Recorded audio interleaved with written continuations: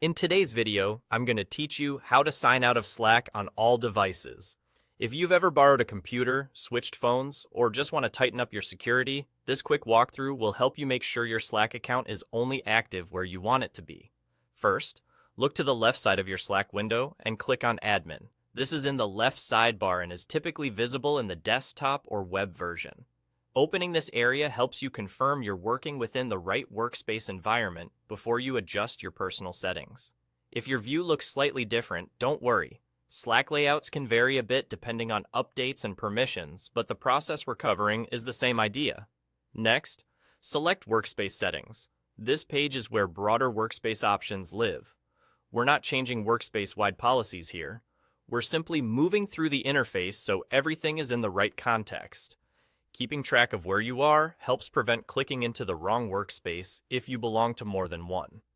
Now, head down to the bottom left corner of Slack and click on your username.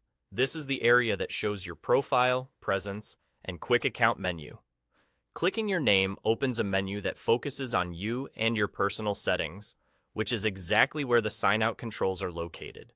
From that menu, choose Account Settings.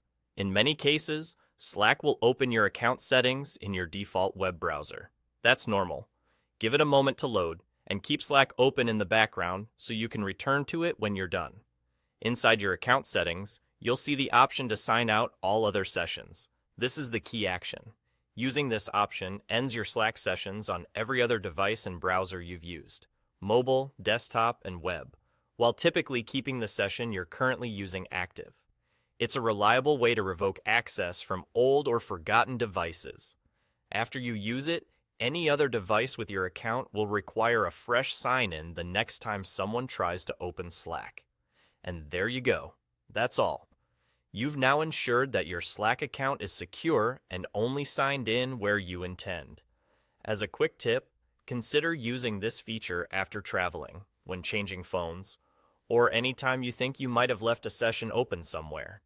If your interface looks a little different, make sure your Slack app is up to date. Thanks for watching, and feel free to replay any part of this guide if you want to follow along step by step.